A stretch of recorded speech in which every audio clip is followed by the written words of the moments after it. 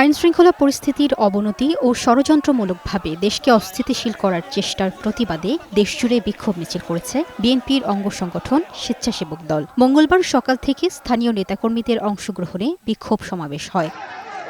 নাটোরে জেলা বিএনপির কার্যালয়ের সামনে বিক্ষোভ মিছিল বের করে স্বেচ্ছাসেবক দল। মিছিলটি প্রধান প্রধান সড়ক প্রদক্ষিণ করে জেলার কানাইখালী প্রেস ক্লাবের সামনে গিয়ে শেষ হয়। এ সময় বক্তারা বলেন, দেশ যখন নির্বাচনের দিকে এগুচ্ছে ঠিক সেই সময় কিছু কুচক্রী মহল দেশকে অস্থিতিশীল করার চেষ্টা করছে।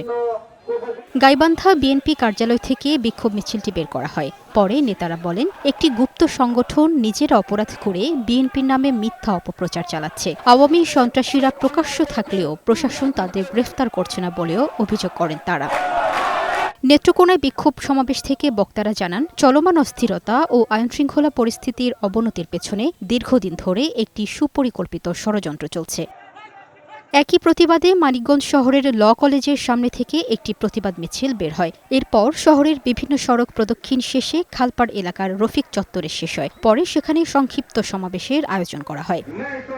এছাড়া কেন্দ্রীয় কর্মসূচির অংশ হিসেবে দেশের বিভিন্ন জেলায় বিক্ষোভ ও সমাবেশ করেছে স্বেচ্ছাসেবক দল। লামিয়া আক্তার, বৈশাখী সংবাদ।